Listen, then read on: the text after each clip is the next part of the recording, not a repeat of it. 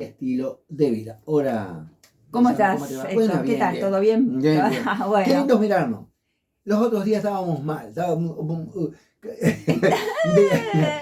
todo al revés. Ahora estamos más. Estamos más sueltos. Ahora, claro, ahora ya ves el segundo micro, ya puedo mirarte y que esté la cámara enfocada. Hoy nos acomodamos un poquito mejor. Estamos mucho mejor. ¿De qué vamos a hablar? Bueno, tengo un tema principal y una cosita chiquita para comentarles. Para ir picoteando como los otros días. Exactamente. Vamos a tratar de, ya te digo, me voy a tratar bien, me voy a mirar acá el tiempo Sí. para tratar de redondear un poquito mejor. Bien, yo les quería contar algo sobre el sistema endocannabinoide, primero antes de empezar a desarrollar los aspectos de la planta o cuáles son los cannabinoides, a empezar a hablar específicamente. Con esta cuestión del estilo de vida, a mí me parece que hay que hacer hincapié en que nosotros tenemos un sistema endocannabinoide.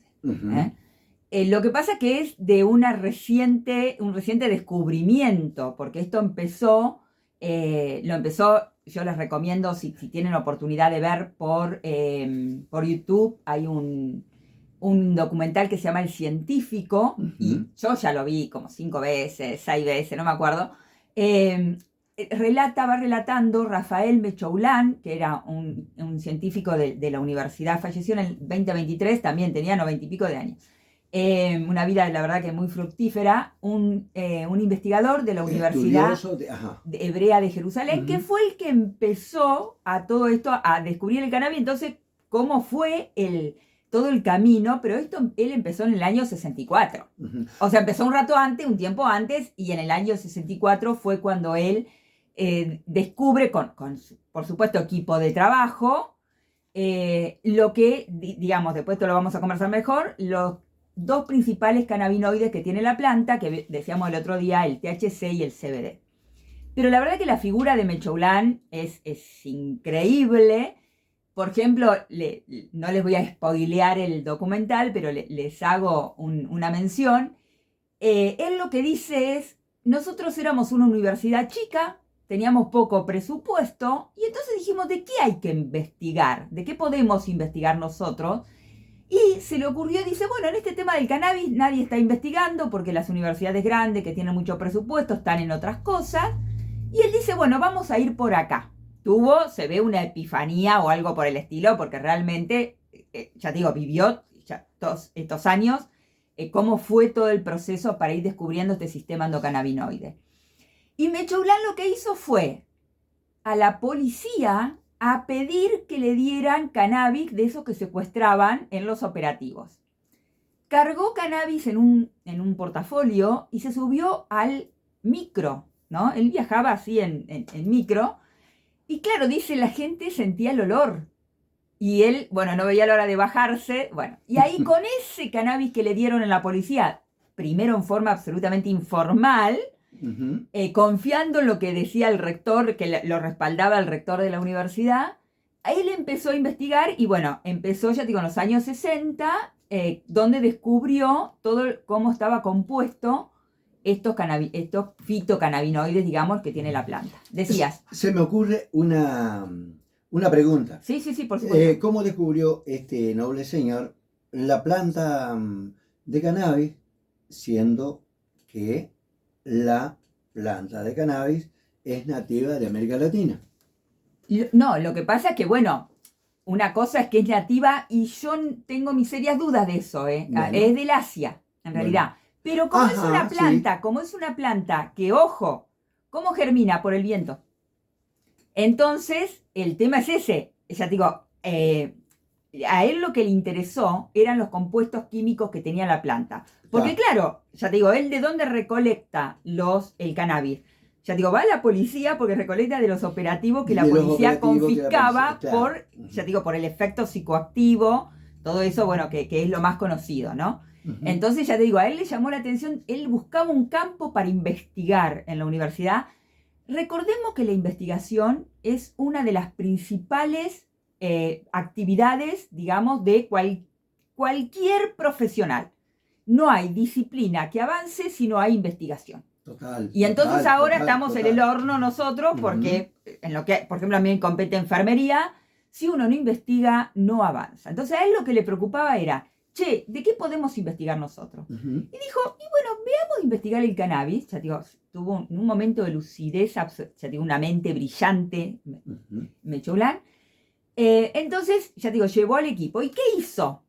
Con la esposa le hizo hacer tartas de cannabis. Ujú. Entonces, hicieron una reunión en la casa, ya digo, todo esto está en el video, y había gente que comió de la tarta de cannabis y gente que no comió de la Ajá. tarta de cannabis. Ujú. Entonces, ¿qué hicieron? Vieron qué respuestas tenían los que habían comido en la tarta. Y te Ujú. encontrabas con un espectro bastante amplio, porque había gente que decía, a mí no me pasó nada.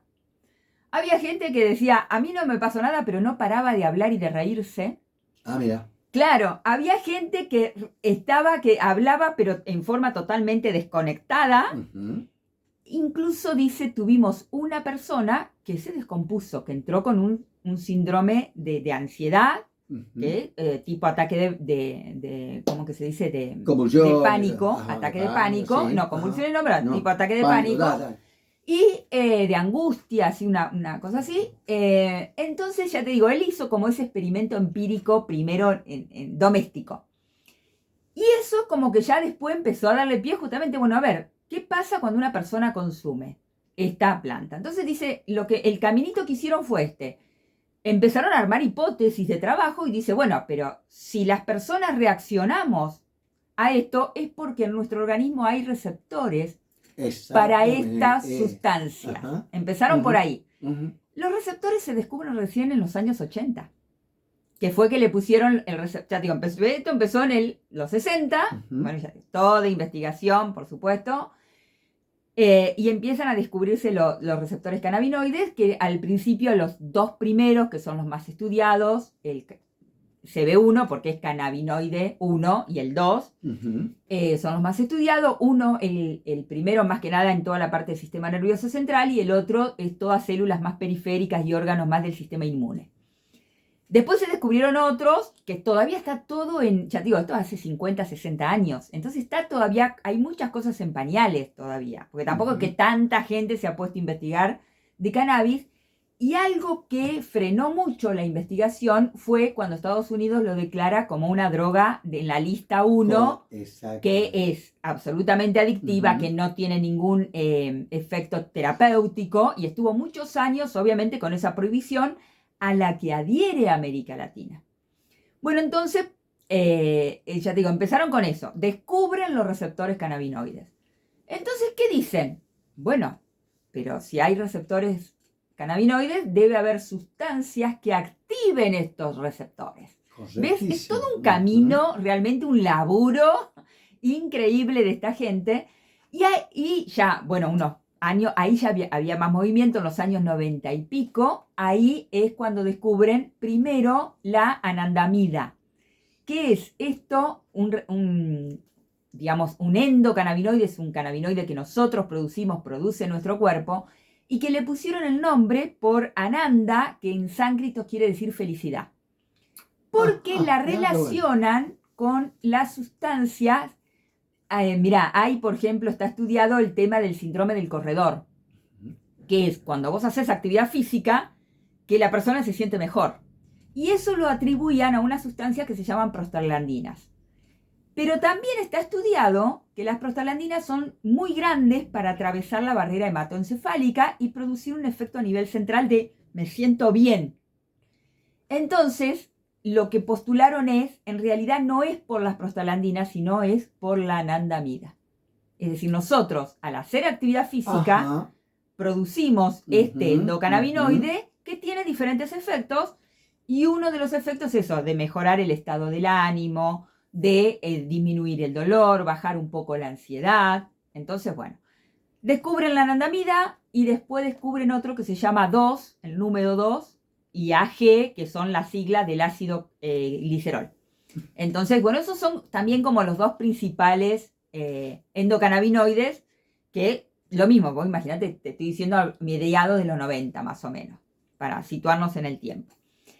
Y entonces, bueno, en el camino, también en toda esa trayectoria, lo que van descubriendo del sistema endocannabinoide es que, por supuesto, hay enzimas que producen la síntesis de estos endocannabinoides, y hay enzimas que producen la degradación. Bueno, una vez que no sirven más, chau, hasta luego, ¿qué hacemos? Entonces, bueno, básicamente el tema es ese. Nosotros tenemos que saber que es algo que no está en las currículas de los, por ejemplo, de los programas, ya sea de enfermería, de la ciencia de la salud en general. Está, por ejemplo, el sistema opioide. Obviamente que se estudia en las ciencias de la salud, porque obviamente se venden los opioides farmacológicos. Pero el sistema endocannabinoide no está en los programas. En teoría, las diferentes legislaciones que han aparecido... Eso te iba a preguntar. Sí, ¿A dale. raíz de qué? De que no se estudia todo eso, no se aplica, no, o por lo menos no se intenta al menos, Sí. para tener mayor conocimiento al respecto a todo esto que estamos hablando. Bueno, yo te voy a dar cuál es mi Sí, punto de opinión. vista. Sí. El otro día estábamos hablando del modelo biomédico. Lo que prima en las ciencias de la salud es el modelo biomédico. En realidad porque obviamente que es muy efectivo el modelo biomédico. Están los antibióticos, los analgésicos, digamos. Todo. El modelo biomédico es un paradigma positivista absoluto, que lo único que se trata es, yo acá tengo una persona enferma. Hay una patología. Hay un órgano que no está funcionando bien. Y entonces se pone todo en eso, de a ver cómo podemos salvar a esta persona, el órgano, lo que mejorarle sea. lo Claro. que se puede. Ajá. El cannabis, a mi entender, obviamente, requiere de un paradigma más, lo que se conoce como hermenéutico, de la interpretación de las condiciones de vida de esa persona, ¿no? Por eso yo puse cannabis y estilo de vida. Y ese trabajito en el sistema de salud es como que la gente está como negada, a mi entender. Es más fácil el otro. Es más fácil un paradigma positivista. Claro, no, porque ya está aprobado. Esto es nuevo. Claro, Esto totalmente. es nuevo. Y por eso hay que darle difusión.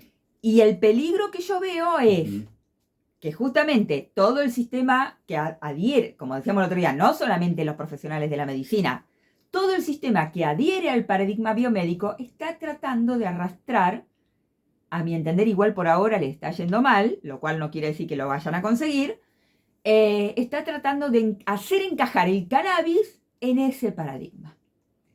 Y el cannabis requiere otro tipo de paradigma, porque acá hay una persona que tiene un estilo de vida, que tiene determinadas condiciones de vida y necesita una aproximación desde otro lugar. Es una persona que vive un determinado problema de salud de una determinada forma. ¿Por qué? Porque por su trayectoria de vida, por su etapa de la vida, por los factores económicos que puedan estar influyendo en ese momento como decíamos, en su vida, en su cotidianeidad. Entonces a mí lo que me interesa, como decíamos como enfermera, es decir, bueno, vayamos por otro lado. Está costando, por supuesto, un montón, porque obviamente sí, decime. Hay demasiados intereses para que esto realmente no ocurra. Sí, claro, si se no, medicalice con el cannabis. Exacto. Cuando en realidad, el otro día hablaba yo con unos colegas de Uruguay, y tenemos, uno de los colegas es un auxiliar de enfermería que está estudiando medicina. Entonces la visión de él, y trabaja con médicos, la visión de él es absolutamente distinta a la que tenemos, por ejemplo, la otra colega que es licenciada igual que yo. Nosotros nos posicionamos desde otro lugar.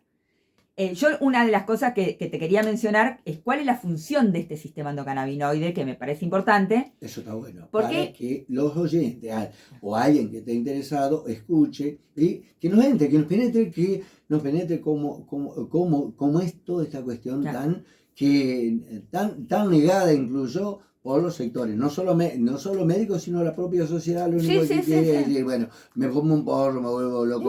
O a veces consumir cannabis como si fuera un medicamento farmacológico, que nada que ver, porque la farmacología se centra en una molécula para antiinflamatorio, por ejemplo, por decirte algo, ¿no? El cannabis es una planta que tiene diferentes compuestos. Entonces requiere de otra visión de la medicina, digamos, más ancestral, ¿no? De una medicina en tanto medicamento, quiero decir, no como profesión, sino de una medicina más centrada en la persona, como decíamos, y en la cotidianeidad de esa persona. Bueno, la función del sistema endocannabinoide es mantener el equilibrio en el organismo. El equilibrio, la homeostasis es el nombre a lo mejor un poco más técnico. ¿Por qué? Porque interviene en diferentes procesos fisiológicos, de base fisiológica, no patológicos, fisiológicos. Por ejemplo, el ritmo sueño-vigilia. Por ejemplo, como estábamos diciendo, el estado de ánimo, procesos inflamatorios o con dolor, el apetito, la coordinación motora, los procesos de recompensa, también procesos inmunes. Entonces, como definición básica se dice que es una compleja red de transmisión de señales, de estas señales a nivel célula con célula, a nivel molecular, porque esto que yo te estaba diciendo, los receptores están en la membrana de la célula. ¿Qué pasa? Por ejemplo, yo tomo mate con hojas de cannabis. Bien. Sí, sí. Bien. Tomo mate con hojas de cannabis y no sé si me siento bien, pero ni tampoco tengo ansiedad, nada. No, sino que mi cuerpo se siente bien. Sí, ¿entendés? Es probable. Sí. Te comento algo, el tema del cannabis son componentes, lo que se dice lipofílicos, o sea, aman las grasas, son compatibles con las grasas. Entonces, cuando uno habla de té de cannabis, por ejemplo, con el agua, sí, ahí es como que no sabe, lo mismo, hay que seguir profundizando, hay que seguir estudiando, pero es probable que vos tengas el efecto, por ejemplo, también como hacen en el norte con el tema de la coca, ¿no? De mascar la coca. El tema es ese, nuestro organismo, como decía, tiene receptores cannabinoides, tiene endocannabinoides y tiene las enzimas que los producen y que los degradan. Me gusta porque ya vamos como 16 minutos y yo estaba mirando acá y digo, pero ya como para redondear. Entonces tenemos eso, es una compleja red que actúa de esta forma. Bueno, como vos decís, bueno, a mí me hace bien. Perfecto, porque ya te digo, yo creo en esto del estilo de vida, creo en esto. Creo que tenemos que hacer actividad física, creo que tenemos que alimentarnos de la forma más saludable posible. Tenemos que tener actividades que nos hagan de recreación también, porque ya digo, todas esas cuestiones activan el sistema endocannabinoide. Y bueno, incorporar fitocannabinoides, o sea, los cannabinoides de la planta, totalmente. Yo estoy totalmente de acuerdo con eso. Ya digo, sin necesidad de estar enfermo y que se lo trate de una patología. Nosotros tenemos una compañera que tiene un programa acá que andaba con muchos dolores insoportablemente. Bueno, la atiende el médico, está claro, pero comenzó a tomar aceite de cannabis. Claro.